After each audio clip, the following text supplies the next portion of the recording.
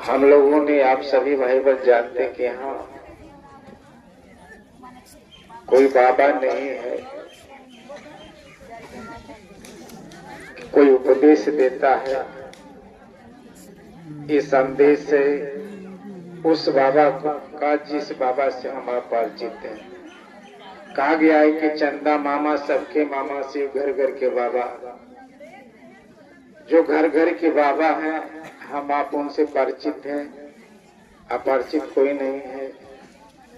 मात्र हम आप इस संदेश से, जो संदेश आपके हमारे बीच में साहब दीदी के आदेशानुसार जो चल रहा है, इस संदेश से हम आप परिचित नहीं। बाबा से परिचित थे लेकिन इस संदेश से परिचित नहीं थे कि नहीं ये मेरे गुरु हो सकते हैं, हम आप उनके शिष्य बन सकते हैं।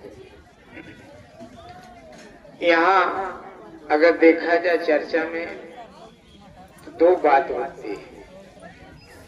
अगर पति पत्नी में कोई जो दुखी है तो उसको ले आके लोग चर्चा में बैठाते के अपने कहते हैं हम मानते तो जानते थे।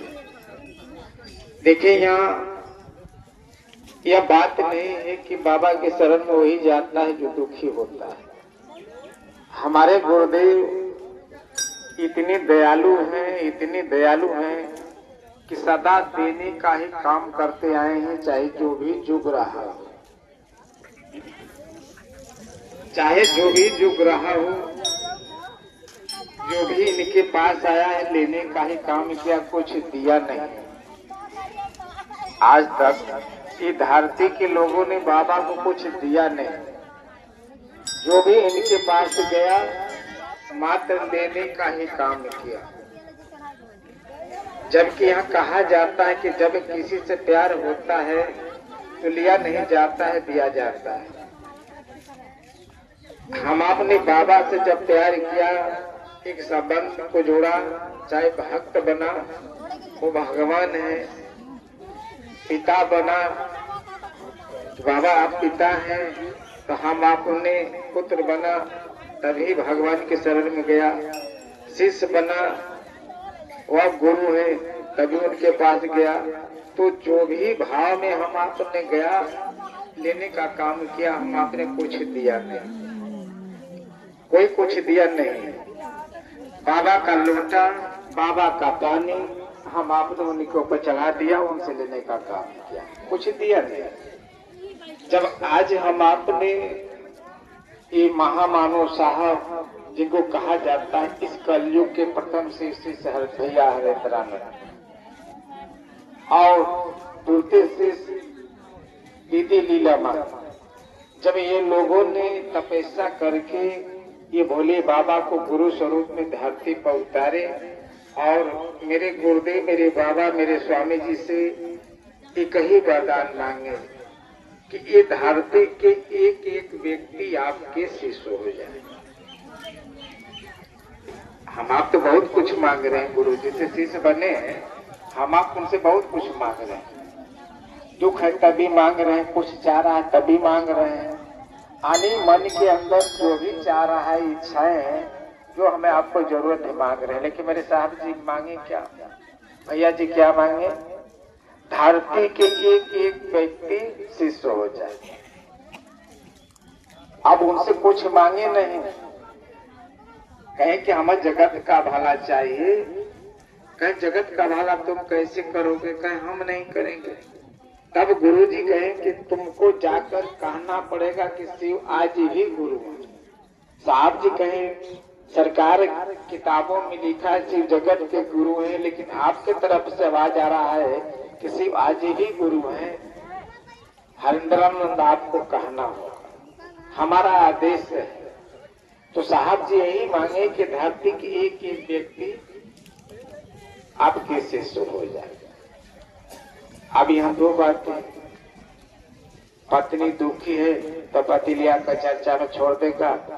अब वो कहे भैया मन मानता तो आप बताइए। जबकि कहा गया अध्यात्म में कि मिला नारी से ज्ञान, मिला नारी से परान। जीवन की रचना नारी शक्ति से होती है। इसे कहा गया प्रथम गुरु माँ ही होती है और माँ से बड़ा कोई गुरु नहीं होता है। जो सेवा करती है अपने भीगे हुए बिस्तर पर सोते हैं और उस बालक को सूखे बिस्तर पर सुला लाती है। फिर उसके बाद अंगुली धर के चलना सिखाते हैं। फिर उसके बाद जब वो चल देता है तो माँ ही झोला अपने ले लेती है, उसको विद्यालय तक पहुंचाती है। इसलिए कहा गया है कि माँ का ही कर्जा सबसे बड़ा होता है। अब यहाँ जब कहा गया है शिव जगत के गुरु हैं, शिव आज भी गुरु हैं, तो भाई जगत में रहने वाला हम आप कोई भी व्यक्ति इनको अपना गुरु मान सकते हैं, शिष्य बन सकते हैं। अब वहाँ कहाँ बात है कि नहीं पत्नी दुखी है तो वही शिष्य बनेगी, या तो पति दुखी है तो वही शिष्य बनेगा, पत्नी नहीं बनेगी। भैया आप शिष्य बनिएगा तो महादेव गुरु का न बनिएगा। हम आप अपने अंदर भाव सोचेंगे ना कि मेरा गुरु मेरा महादेव जी, वो महादेव जी है जो जगत का स्वामी है, जिसकी इच्छा से जगत चलता है और जिसकी इच्छा से सुबह शाम होता है। भाई शिव है तो शरीर है, शिव है तो आपका मेरा शरीर है। आज जब शिव ही निकल जाएगा तो शरीर नहीं कहाएगा ना, ये सब कहाएगा। जो आपका मेरा शरीर ये परमात्मा ने बनाया है, जो भगवान शिव ने बनाए हैं। कहा गया है मेरे साहब जी कहे चर्चा के माध्यम से आप लोग सुनोगे, आज भी सुनेंगे मोबाइल में, कि शिव गुरु हो सकते हैं लेकिन वह शिव को समझना असंभव की बात है।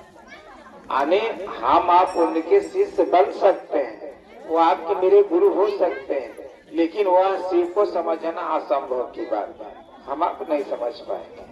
यहाँ साफ शब्दों में कहा गया है कि शिव है तो ये शरीर है, आपका मेरा चाहे भाई चाहे बहन कोई भी जीव है, यानी शिव है तो वो जीव है और जीव है तो ये शरीर है।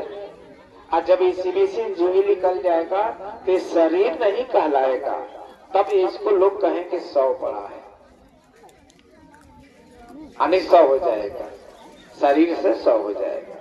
तो शिव की इच्छा ये जगत, शिव की इच्छा आपका मेरा ये जीवन है।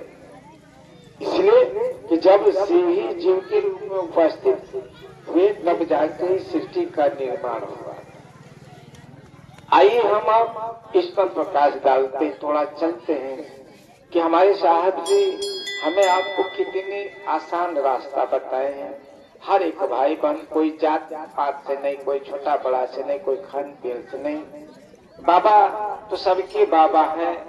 और जो इनके चरण शरण में गया है ये अपनाने का काम किए हैं, भगाने का काम नहीं किए।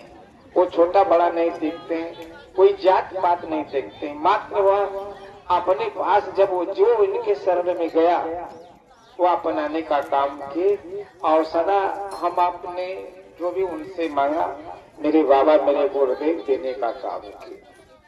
आइए हम आप आज शिष्य बने।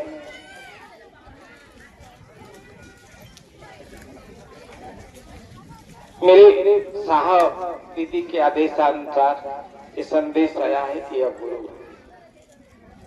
गुरु का ही मतलब क्या होता है।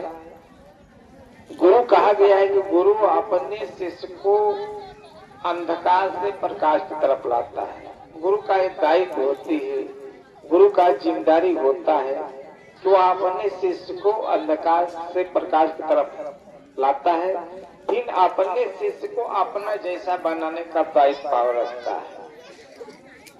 तो भाई हमें आपको जो अंधकार में है गुरु ज्ञान देकर प्रकाश मिलाएंगे। और स्वतः जब आपके हमारे अंदर ज्ञान होगा तो ज्ञान का अर्थ ही कहा गया है समझ। यानी ज्ञान का अर्थ होता है समझ।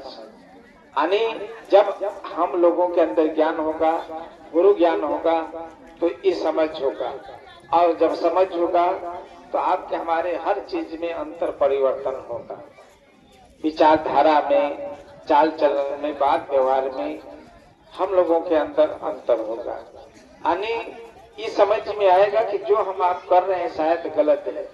हम आप अज्ञानता में जो भी किया आज हम आपने भोगी बना, रोगी बना, ये जीवन चल रहा है, कितनी कष्ट हो।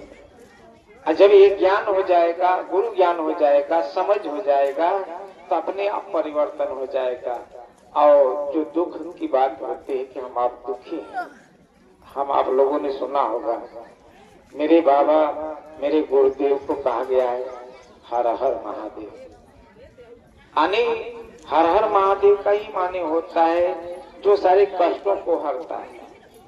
मेरे बाबा मेरे गुरुदेव ये सदा जो भी इनके शरण में दुखिया गया है वो दुख हरने का काम करते आए हैं, इसलिए उनको कहा गया है हर हर महादेव।